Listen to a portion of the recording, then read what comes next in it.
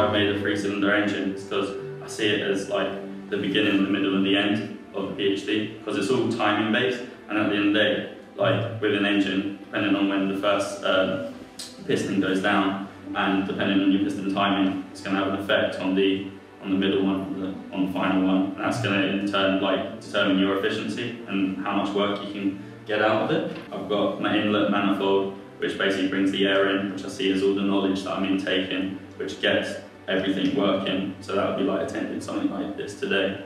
And then we have EGR, so exhaust gas recirculation, which goes back into the pistons, which kind of refines it and tunes it, which makes it that bit more, my PhD, that bit more efficient. There's a lot of effort that goes into building an engine, just like there's a lot of effort that goes into building a PhD. But once it's complete, like it's gonna work for you. And that's kind of like what I'm trying to get out of this PhD. Like if I can work hard on it and create the best engine that I can, it's just going to help me keep going in the future and kind of make my life just a little bit easier. And that's all I really want out of it. The PhD for me is just the overall picture, and that's why I kind of thought about the oil and gas industry related to the oil and gas industry. And at the beginning, I don't know if you guys know what these parts are. Like this is an ROV, it's a submarine. It's a remotely operated vehicle. That's an intervention vessel that they normally deploy the ROV from, and that is the drilling platform. So I'll be, as an overall, I will be working on the drilling part. You can see an anchor there, and that means when you get onto the PhD, just don't drift away from your main goal.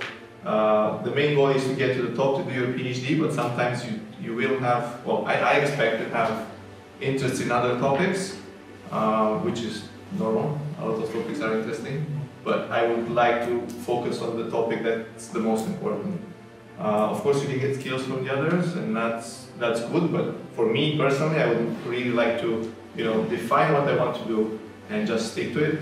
I think this is what I've done in the past as well, so I think it worked for me. I've seen the old guys, like super rich guys driving Harleys or whatever Ferraris. They were in the oil and gas industry, but I said I don't want to be like them. They were all going to the office, just pushing a button and sitting in front of the computer doing the same thing and then boom. I said, no, I want more. I want to do some research. I want to, help the industry. I want to, maybe the things that I do in the oil and gas will happen differently. And then the guy, he's knowledgeable, which I will be in the PhD, but what I would like to do is, I would like to understand what the others are doing as well. In this case, the worker, he's on the platform, he's pushing the buttons, you're just telling him, oh man, do this. He said, I can't do that, it's just something is in the way, for example, and you just keep telling him, do it, but he can't do it physically. So you need to understand what others are doing as well, so and work around that.